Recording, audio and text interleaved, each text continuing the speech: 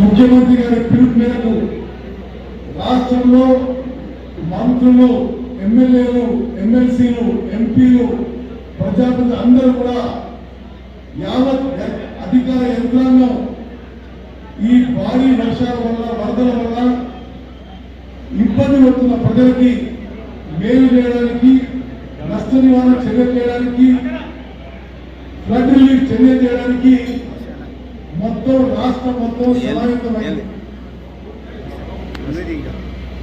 ఈ సందర్భంగా సూర్యాపేట జిల్లాలో ప్రత్యేకంగా కోదాడ నియోజకవర్గాల్లో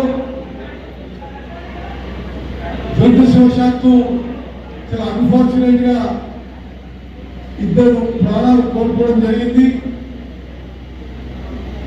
కొన్ని ఇళ్ళు నష్టం జరిగింది. మీ అందరికీ జిల్లా మంత్రిగా నా అభినందన తెలియజేస్తూ, నేను ఎక్కువ సమయం తీసుకోదలుచుకోలేదు.